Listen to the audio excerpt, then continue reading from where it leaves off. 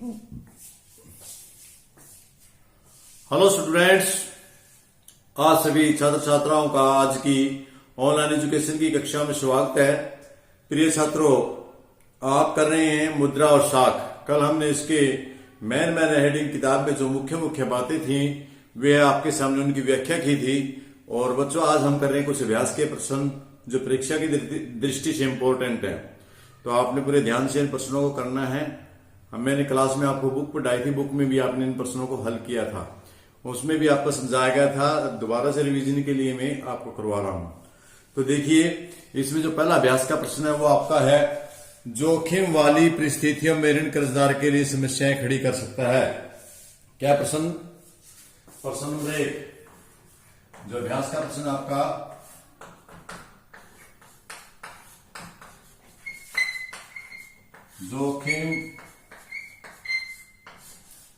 जोखिम कहते हैं जिसमें रिस्क ले देते हैं हम ज्यादा, परिस्थितियां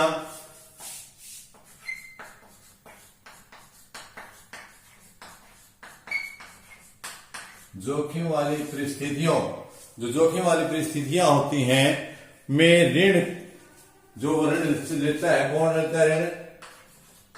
कर्जदार। जो ऋण कर्जदार लेता है उस कर्जदार के लिए और भी समस्याएं खड़ी कर सकता है। कर्जदार के लिए और भी समस्या खड़ी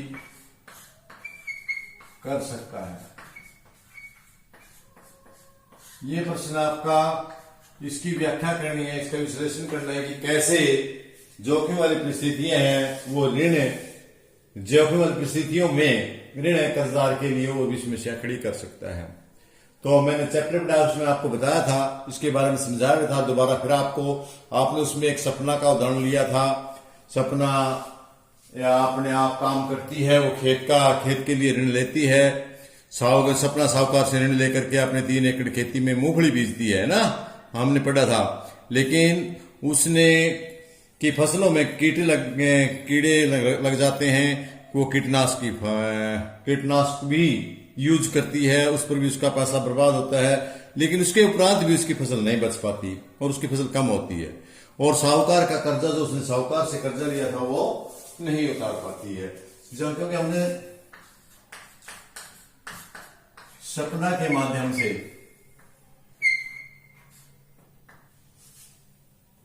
एक सपना स्त्री का उदाहरण लिया था हमने, उसके माध्यम से आपको बताया था, समझाया था।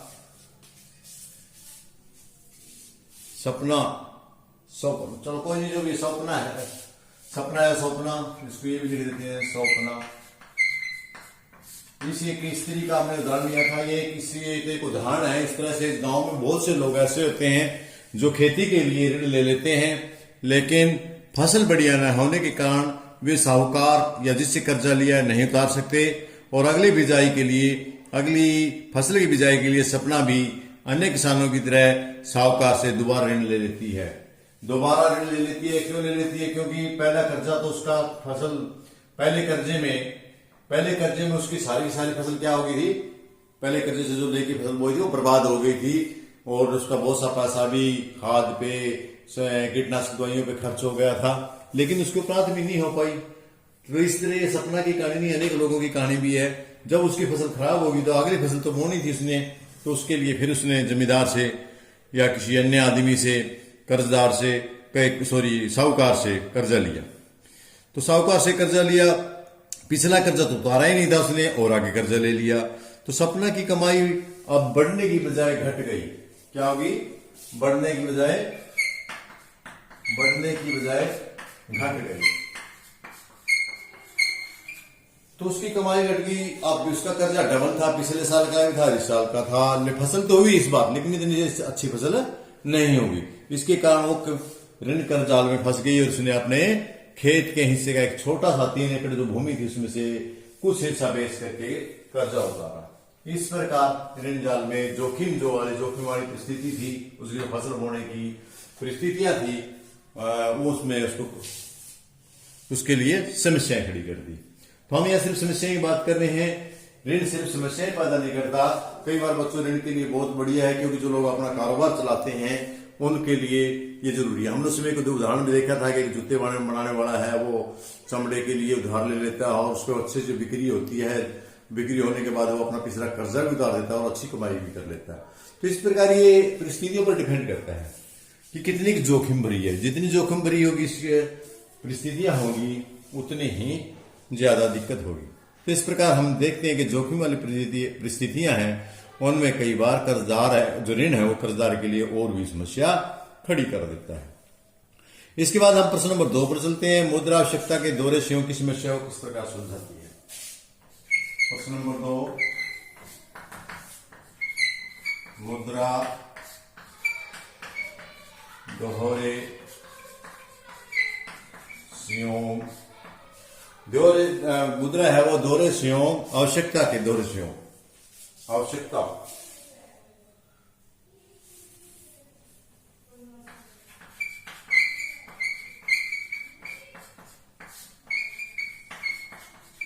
आवश्यकता के दोहरे संयोग की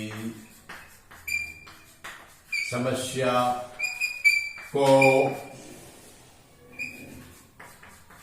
कैसे सुलझाती है। तो प्रिय छात्र, ये प्रश्न हमने कल भी किया था। कल की वीडियो में मैंने इसके बारे में बताया था, पाठ व्यवस्था कराते समय भी मैंने आपको कराया था कि कैसे करती है। जो आवश्यकता का दोहरा संयोग होता है उसका अर्थ ही होता है जब दो व्यक्ति बिना मुद्रा के लेन देन एक दूसरे को अपनी चीजें बेचने और खरीदने पर सहमत हो जाएं। मैंने कल भी इसको बताया था कि जब संक्षेप में कहेंगे, जब दोनों जब दोनों ही क्रेता और विक्रेता दोनों ही अपनी वस्तुएं एक दूसरे के साथ बदलने में, पलटने में सहमत हो जाए, उसको हम दोहरा संयोग बोलते हैं। और वस्तु विनिमय प्रणाली में दोहरा संयोग की बहुत ही आवश्यकता, उसके बिना हो ही नहीं सकता। यदि हम दूसरे अर्थ में भी कह सकते हैं कि जब दो व्यक्ति बिना मुद्रा का लेन देन के एक दूसरे की चीजों के बेचने और खरीदने में सहमत हो तो उसे आवश्यकता दोहरा संयोग कहा जाता है। जैसे हम ये उदाहरण के लिए मान लें, एक जूता निर्माता है, वो बाजार में जूते बेच करके गेहूं खरीदना चाहता है। जूता बनाने वाला पहले जूतों को मुद्रा में बदलेगा और फिर इस मुद्रा का प्रयोग कर वह गेहूं खरीदने के लिए प्रयोग करेगा। जूता निर्माता अगर बिना मुद्रा का प्रयोग किए जूते का सीधा गेहूं से विनिमय करता है तो उसे कितनी कठिनाई होगी, बहुत ज्यादा कठिनाई होगी। उसे पहले गेहूं उगाने वाले किसान को खोजना पड़ता है, जो न केवल गेहूं बेचना चाहता है बल्कि साथ में जूते भी खरीदना चाहता है। इस प्रकार दोनों का एक पक्षों के दूसरे पक्षों की वस्तुएं चीजें खरीदने और बेचने पर सहमति रखते हो, उसे हम आवश्यकताओं का दोहरा संयोग कहते हैं। मेरे ख्याल में कल भी मैंने समझा था, आज भी आपको अच्छे से समझ में आया होगा।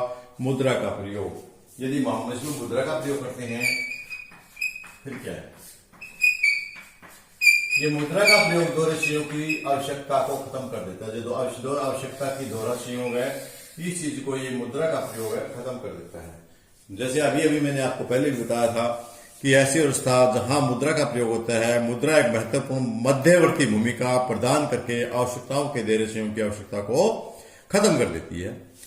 फिर जूता निर्माता के लिए कोई आवश्यक नहीं रह जाता कि वो एक ऐसे है किसान या इंसान को ढूंढे जो केवल उसके जूते ही नहीं खरीदे बल्कि गेहूं भी बेचे। अतः मुद्रा के प्रचलन से वस्तुओं का क्रय विक्रय बहुत आसान हो गया है। तो मेरे ख्याल में आपको अच्छे से प्रश्न समझ में आ भी गया होगा। प्रश्न नंबर 2 आपका। अब हम चलते हैं प्रश्न नंबर 3 पर।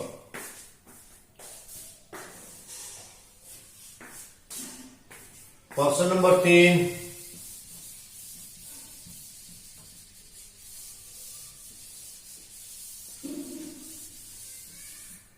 मैं इसे प्रश्नों की व्याख्या कर रहा हूं आप लोगों के लिए, तो इनको आपने बुक्स में से निकाला, आपकी बुक में है, मैंने निशान भी लगवाए हैं, आपको उधर से कर लेना है, लिख लेना है। अतिरिक्त मुद्रा वाले लोगों को जरूरतमंद लोगों के बीच किस प्रकार मध्यस्थता करते हैं। जिसके पास फालतू पैसा होता है, एक्स्ट्रा मनी होती है, वो क्या करता है, अतिरिक्त होता है अलग, अतिरिक्त मुद्रा वाले लोग। सबसे पहले इस बात को समझिए क्या है कि यदि आपने प्रश्न को अच्छे से समझ लिया तो आपको उत्तर देना कोई ज्यादा कठिन नहीं होगा। अतिरिक्त मुद्रा जिन लोगों के पास, जिनके पास ज्यादा पैसा है, वे जरूरतमंद लोगों के लिए, जरूरतमंद जिसने कोई काम धंधा चलाना है, जिसके लिए जरूरी है पैसा, जिसके पास है नहीं, जरूरतमंद लोगों के लिए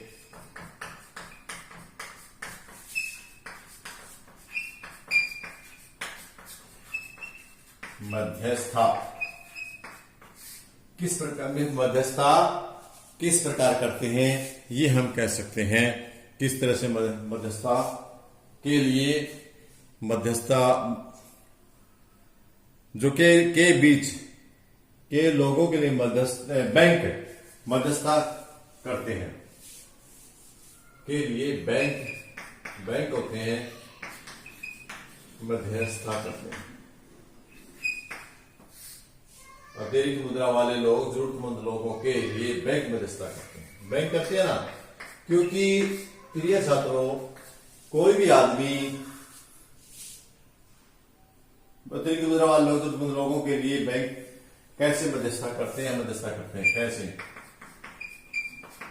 क्योंकि आम आदमी, किसी भी आदमी को भरोसा नहीं होता कि दूसरे आदमी को पैसे रुपए मुद्रा अच्छी दी जाए तो वो उसके बाद वापिस करेगा निकला। लेकिन बैंक क्या करता है, बैंक अतिरिक्त मुद्रा वाले लोगों से बैंक में अपने खाते में धन जमा करा देते हैं। जिन लोगों के पास अधिक पैसा होता है वो क्या करते हैं, अपना जो फालतू पैसा है उपभोग करने के बाद जो बच जाता है बैंक में जमा करा देते हैं। बैंक उनकी जमा राशि पर ब्याज देता है। जब आवश्यकता हो तो वो उन लोगों को फॉर्म या चेक भरकर अपने खाते में आवश्यकता अनुसार धन निकलवा सकते हैं। लेकिन सभी लोग पैसा नहीं निकलवाते, तो जो पैसा बैंक के पास होता है उसका कुछ हिस्सा रख के वह जरूरतमंद लोगों को बैंक से कर्ज ले लेते हैं, कर्जा दे देते हैं। बैंक क्या करता है, बैंक इन जरूरतमंद लोगों को पैसा अधिक ब्याज पर, इन लोगों से जो पैसा लिया था, अतिरिक्त मुद्रा वाले जो लोग हैं जिनके पास ज्यादा पैसा है, इनका पैसा बैंक में जमा कर लिया और उसको ब्याज दिया, कम ब्याज दिया। इन जरूरतमंद लोगों को बैंक से उन्होंने ऋण दिया, ऋण के रूप में जो पैसा दिया वो ऋण के रूप में दिया और इस पर ज्यादा इंटरेस्ट, ज्यादा ब्याज दिया। ये बात समझने वाले देखिए, जो अतिरिक्त मुद्रा वाले लोग हैं उनको कम ब्याज पर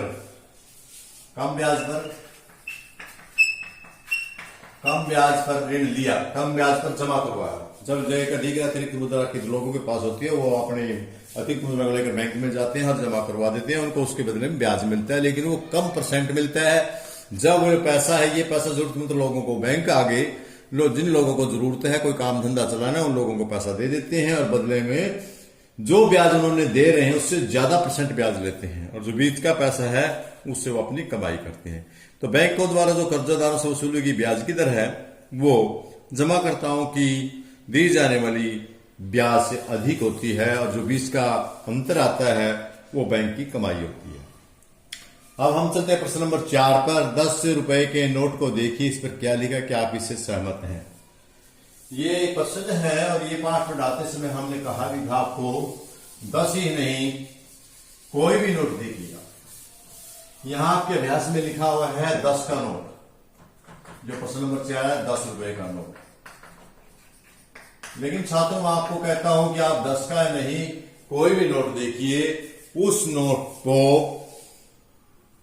उस पर क्या लिखा है इसको देखिए और क्या आप इस कथन की व्याख्या कर सकते हैं। इस नोट पर लिखा हुआ है, जो 10 का नोट उस पर लिखा है, मैं धारक को 10 रुपए अदा करने का वचन देता हूं, और इसके नीचे रिजर्व बैंक ऑफ इंडिया के जो गवर्नर है उनके हस्ताक्षर हैं। इसी प्रकार 100 के नोट पे भी आपको लिखा मिलेगा, मैं धारक को 100 रुपए अदा करने का वचन देता हूं। इसी प्रकार आपको 2000 के नोट पर भी मिलेगा, मैं धारक को 2000, धारक का मतलब जो इसको ग्रहण किए हुए है, जिसके पास ये नोट है उसको। तो इस कथन का अर्थ यह है कि रिजर्व बैंक ऑफ इंडिया जो गवर्नर है वो भारत सरकार की ओर से मुद्रा जारी करने का अधिकार जिसको दिया गया है वो कहता है वो कि हमारी जिम्मेवारी है इस चीज की। आरबीआई की गवर्नर का यह वायदा है धारकों को कि वो मान में मुद्रा के प्रति विश्वसनीयता पैदा करता है, कि कभी लोगों को विश्वास नहीं कि कागज का नोट है, कागज का नोट है। मान लेते हैं कि हमारे पास 2000 रुपए का नोट है, 2000 रुपए के नोट की यदि हम कागज की वैल्यू लगाए तो 1 रुपया भी नहीं है, लेकिन ये 2000 में कोई लेगा नहीं लेगा, वो उसने धारक लिख दिया, धारक को 1000 रुपए अदा करने का वचन देता है। वह भारत सरकार की ओर से वचन देता है कि वे इसके बदले में होगा। प्रिय छात्रों, आपको पता होगा कि नोटबंदी अभी आपके समय के कुछ साल पीछे हुई थी। इस नोटबंदी के दौरान आप बच्चों ने देखा कि बहुत सारी अफरा तफरी हुई। जो पिछले 500 के नोट थे बंद हो गए और उसके बदले में 500 का नया नोट आया, 1000 का बंद हो गया, उसके बदले में 2000 का नया नोट आया। देखो, उस समय में जब वो चलन में थे तो उन नोटों की कीमत थी। यदि आज आपको कोई पुराना नोट मिल जाए, आप यदि इसके 500 में देना चाहें किसी को तो नहीं देंगे, क्योंकि आज वो मान्य नहीं है, चलन में नहीं है। और जो आज नया नोट है चलन में, इसके बदले में हमें 500 रुपए की कोई भी वस्तु मिल सकती है, उसके बदले में हमें 500 की वस्तु कोई नहीं मिल सकती। उसके लिए जैसे ही नोटबंदी की, नोटबंदी के दिन घोषणा की गई, जिन जिनके पास ये रुपए हैं वे अपने दूसरी करेंसी में चेंज करवा लें। तो इस प्रकार ये जो जिस भी नोट पर लिखा होता है तो उसका अर्थ यही होता है कि रिजर्व बैंक उसके लिए जिम्मेवार है। अगला प्रश्न, जो प्रश्न नंबर 5 है, उसकी हम व्याख्या करते हैं। प्रश्न नंबर 5, गरीबों के लिए स्वयं सहायता समूह के संगठन के पीछे मूल विचार क्या है। हमने ये पहले भी इस प्रश्न को किया था, आपके जो कल वाली वीडियो थी उसमें किया था। इससे पहले हम एक प्रश्न और कर लेते हैं। प्रश्न नंबर 5, हमें भारत के ऋण औपचारिक स्रोतों को बढ़ाने की जरूरत क्यों है। हमें बच्चों, मैंने पहले भी आपको बताया कि यदि आपके प्रश्न समझ में आ गया तो उत्तर देना कोई कठिन नहीं है। तो सबसे पहले प्रश्न ही समझिए। प्रश्न में हम क्या लिखते हैं कि हमें भारत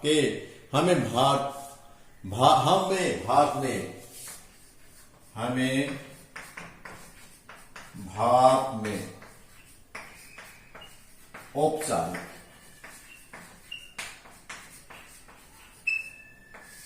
औपचारिक ऋण स्रोत क्या था है, औपचारिक स्रोतों को, औपचारिक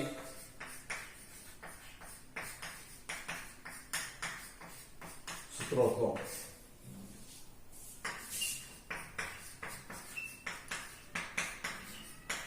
बढ़ाने की जरूरत क्या है।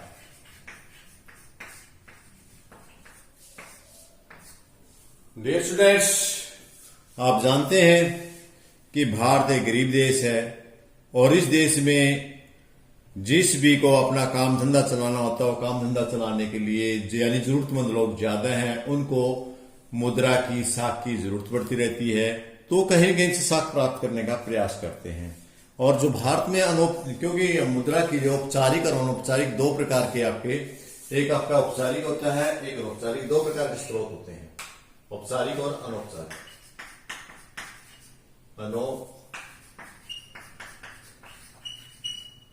मैंने कल की वीडियो में बताया था, औपचारिक बैंक में ऋण और सहकारी समितियां जिनका कोई सिस्टमेटिक ढंग है, सरकार का नियंत्रण है, वो औपचारिक में आते हैं। अनौपचारिक में जिसे सरकार का कोई नियंत्रण नहीं है, जिसका कोई सिस्टम नहीं है, कोई ब्याज दर निश्चित नहीं है, इनमें साहूकार है, कोई रिश्तेदार है, कोई अमीर आदमी है, आड़ती हैं, या कोई मित्र दोस्त हैं जिनसे हम पैसे उधार ब्याज पर ले लेते हैं, उनको कहा जाता है अनौपचारिक। तो ये अनौपचारिकों को खत्म करने के लिए ये अनावश्यक रूप से गरीब लोगों का शोषण करते हैं और उन पर से ज्यादा ब्याज लेते हैं। क्या करते हैं, उनसे बहुत ज्यादा ब्याज लेते हैं और गरीब को और अधिक गरीब बनाते जाते हैं।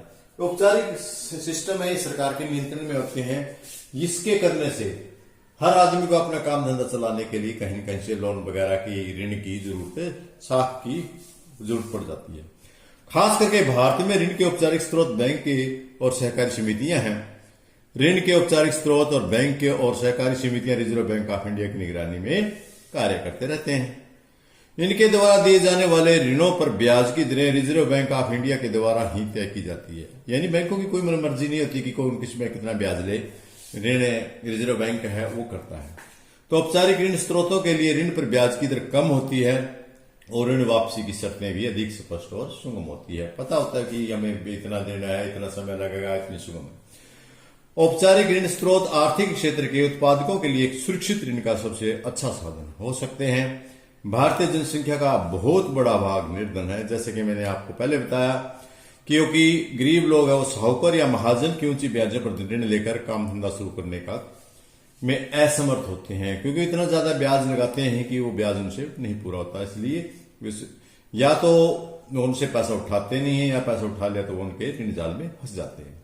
अतः सामाजिक और आर्थिक हितों को बढ़ावा देने के लिए औपचारिक ऋणों की जरूरत है। इसको खत्म करने के लिए, इसको ज्यादा बढ़ाने के लिए खास करके भारत देश में इसकी बहुत आवश्यकता है। आगे चलते हैं प्रश्न नंबर 6 अभ्यास का। प्रश्न नंबर 6 बताया था कि जैसे गरीबों के लिए स्वयं सहायता समूह के संगठन के पीछे मूल विचार क्या है। गरीबों के लिए स्वयं सहायता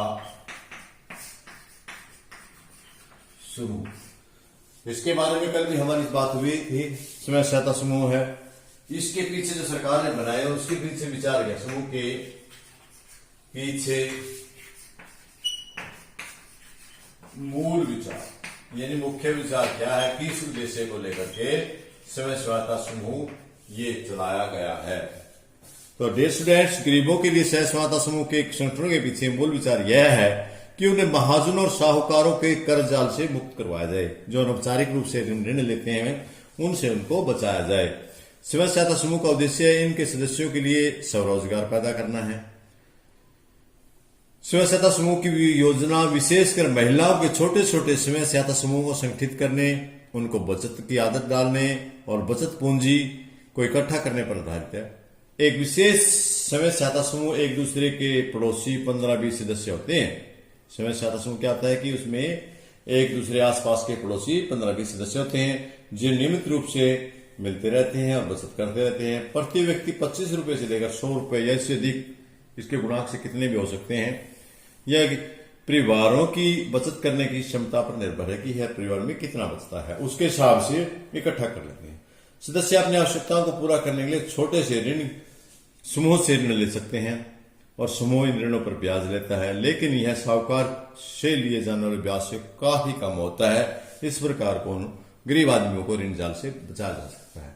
मेरे ख्याल में आप लोगों को समझ में होगा जो मूल विचार है वो क्या है, गरीबों को ऋण जाल से बचाओ। गरीबों को ऋण जाल से बचाना कि गरीब लोग कहीं ऋण जाल में फंस ना जाए साहूकार से ऋण लेकर के। तो ये इसका प्रश्न था, मेरे ख्याल में आप लोगों को अच्छे से समझ में आया होगा। इसके बाद हम चलते हैं प्रश्न नंबर 7 पर।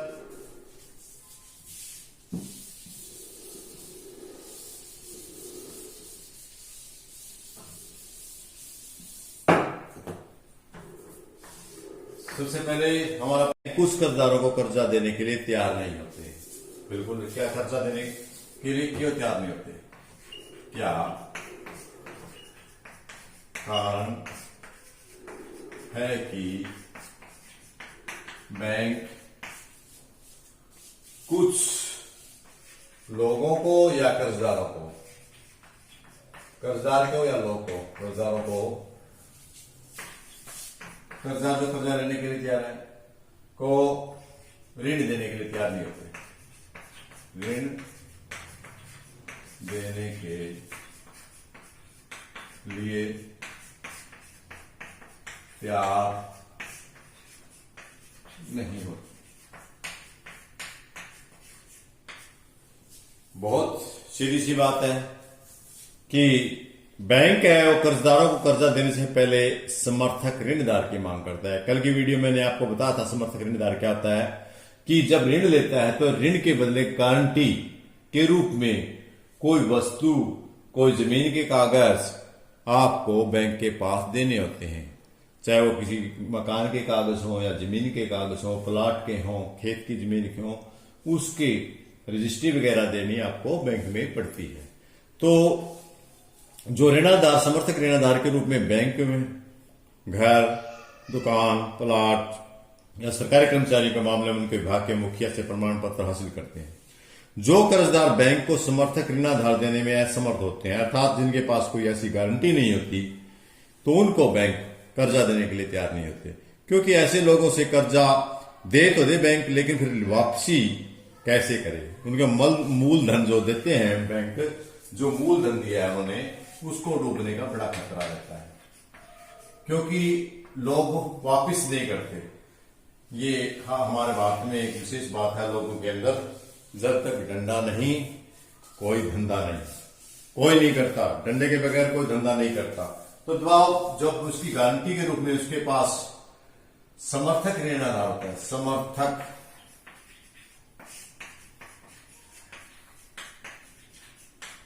ये समर्थक ऋण आधार है, ये जमा करवा देता है, तो उसको देने का भी बैंक ऋण देने के लिए मना नहीं करता। जैसे कि किसी आदमी को 1 लाख रुपए चाहिए, 2.5 सैकड़ा 10,000 लाख, ये 1 लाख रुपए चाहिए, तो उसे कम से कम 1.25 लाख रुपए या इससे अधिक की समर्थक ऋण आधार जमा कराने की जरूरत है। इससे कम, इसके जितने दिन के लिए बिल है, इसके ब्याज समेत जितनी राशि है उससे ज्यादा की वस्तु वो ऋणधार के रूप में रख करके ऋण देने के लिए बैंक तैयार होते हैं। ये उनके समय समय के अनुसार उनको आरबीआई की गाइडलाइन में निर्देश जारी करने होते हैं कि कितने ऋणाधार की कितने समय में और कितनी पूंजी पर कितना ऋण दिया जा सकता है, कि ऋणाधार पर ऋण दिया जा सकता है। तो ये था मूल विचार, ये था कि जिनके पास समर्थक ऋणाधार नहीं है उनको बैंक ऋण नहीं दे सकता। अगला प्रश्न, प्रश्न नंबर 8,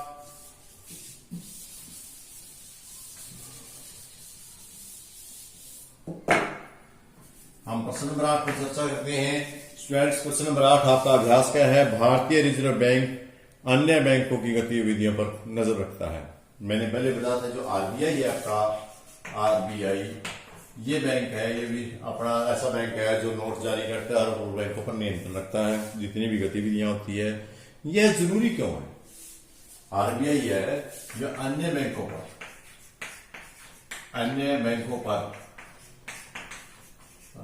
नियंत्रण या निगरानी रखता है।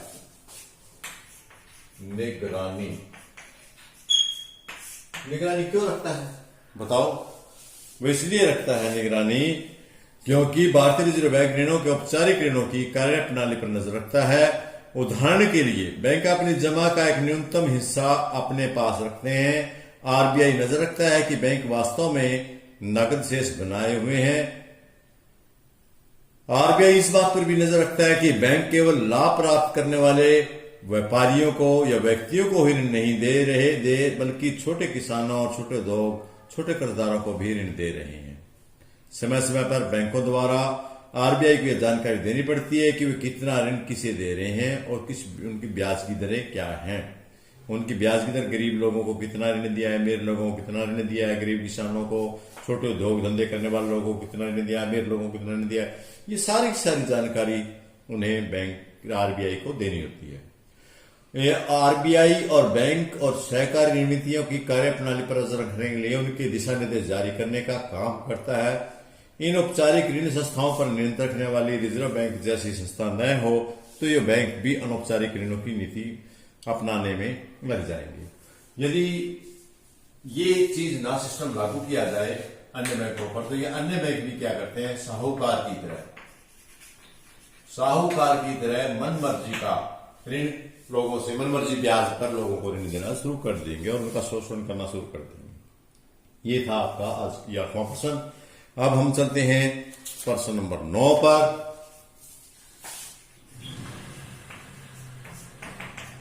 प्रश्न नंबर 9, आपका प्रश्न नंबर 9 है विकास में ऋण की भूमिका का विश्लेषण कीजिए।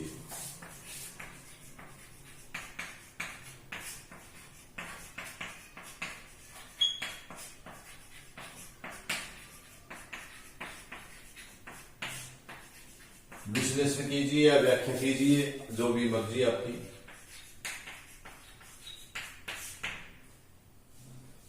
विकास, किसी देश का विकास और उसके ऋण की भूमिका क्या होती है? विकास में ऋण एक बहुत ही महत्वपूर्ण भूमिका है। ऋण के माध्यम से उत्पादक पूंजी प्राप्त करता है और बिना पूंजी के विकास असंभव है, क्योंकि यदि लोगों के पास पैसा नहीं है तो कैसे काम धंधा करेंगे?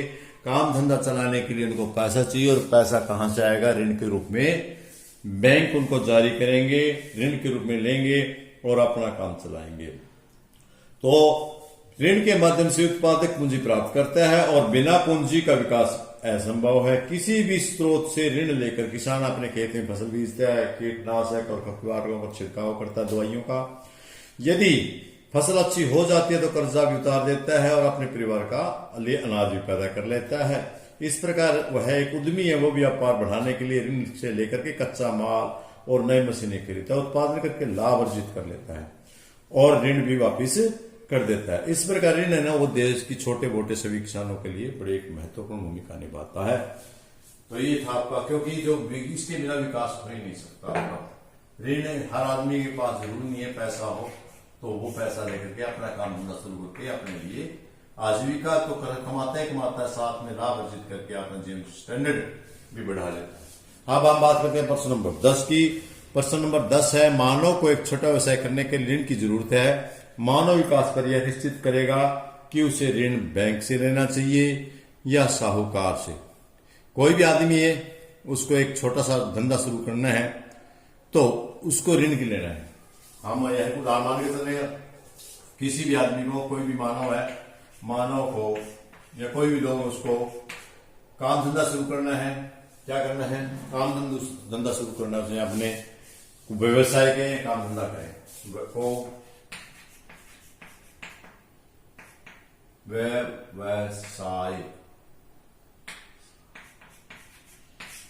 व्यवसाय शुरू करना है।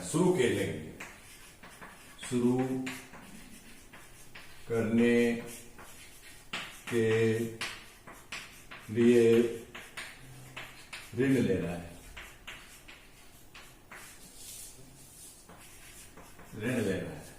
तो इस ऋण लेने के लिए किस आधार पर निश्चित करेगा कि उसे ऋण बैंक से लेना चाहिए या साहूकार से? जो ये मनुष्य आपको धंधा करना है वो बैंक से ले या साहूकार से। इन दोनों में से वो किससे ऋण ले, कैसे डिपेंड, किस प्रकार कर निश्चित करेगा। तो देखिए, इस पर हम चर्चा कर लेते हैं। सबसे पहले वो निम्नलिखित बातें सोचता है कि मानव निम्नलिखित बातों पर आधार करके तय करता है कि उसे बैंक से लेना चाहिए या साहूकार से। सबसे पहले जो होती है ऋण लेने के लिए समर्थक ऋणाधार। सबसे पहले देखता है कि उसे किस पार्टी से ऋण लेना है, किस समर्थक ऋणाधार की आवश्यकता है। अधिकतर साहूकार लोग बिना समर्थक के ऋण भी दे देते हैं, सिर्फ उनकी ब्याज दरें ऊंची होती हैं और किसी न किसी तरह से उनसे पैसा निकलवा लेते हैं। इसलिए जो साहूकार है वो बिना समर्थक के भी दे देता है, जबकि बैंक है उसे समर्थक ऋणाधार की आवश्यकता है। दूसरा, ब्याज की दरें। कोई भी व्यक्ति बैंक या साहूकार की ब्याज की दरें गणना करने के उपरांत इस बात पर निर्णय लेगा।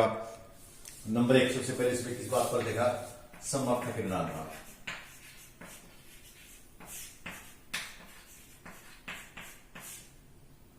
समर्थक ऋणाधार।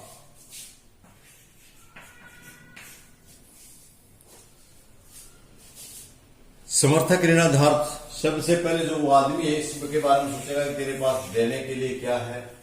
जो ऋण बैंक का अपना काम धंधा चलाने के लिए ऋण ले रहा है, उसके बदले में कोई प्रॉपर्टी है, जमीन है, उसके कागजात देने के लिए आपके पास हैं, उसके बारे में सोचेगा। इसके बाद वह सोचता है कि जो 2 नंबर पर यदि ये इसके पास है तो बैंक से ऋण लेगा, यदि ये चीज उसके पास नहीं है तो किसी साहूकार से ऋण लेगा।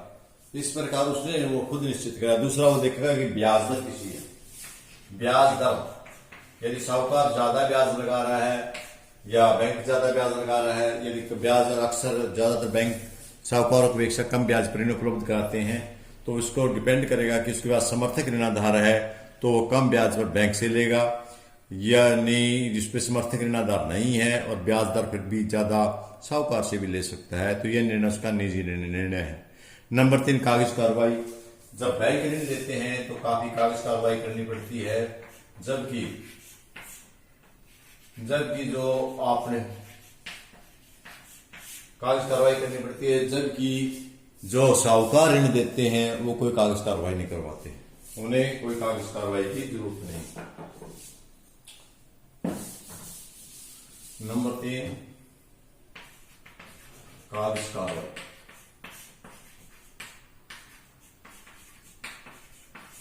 कागज कार्रवाई में जो बैंक में जाएंगे वो आपके पूरे के पूरे कागज करवाएंगे।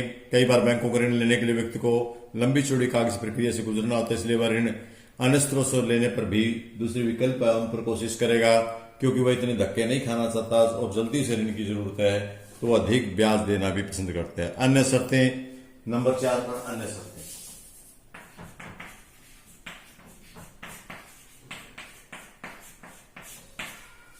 अन्य शर्तें, कुछ अन्य शर्तें भी लगाई जाती है। अन्य शर्तों में जैसे ऋण की वापसी की अवधि, ऋण का भुगतान का वर्णन किया जाता है कि व्यक्ति ऋण लेने के लिए विकल्प दिए जाते हैं कि वो सारा ऋण किस्तों में देगा या इकट्ठा देगा, कितने महीने बाद देगा, किस प्रकार देगा। ये सारी की सारी शर्तें अन्य शर्तों में लिख ली जाती हैं। तो इस प्रकार समर्थक, ब्याज दर, कागज कार्रवाई और अन्य शर्तें, इन बातों पर सोच विचार करके मनुष्य निर्धारित करता है कि उसे ऋण कहां से लेना है। तो मेरे ख्याल में प्यारे स्टूडेंट, जो भी इसके जितने भी अभ्यास के और खास इंपॉर्टेंट प्रश्न थे जो परीक्षा की दृष्टि से हमने उस पर आज पर चर्चा की, और मुझे उम्मीद है आप लोगों को पसंद आया होगा। पसंद आया होगा तो लाइक जरूर करें और शेयर करें, और इसको बार बार देखकर पढ़ने का प्रयास करें, और चैप्टर को भी दोबारा एक बार अध्ययन कर लें। परीक्षा की दृष्टि से आपका इम्पोर्टेंट पाठ है, और साथ में आपके ज्ञान के लिए भी ज्ञानवर्धक चैप्टर है। पढ़ते रहिए, बढ़ते रहिए, आगे चलते रहिए। धन्यवाद। जय हिंद।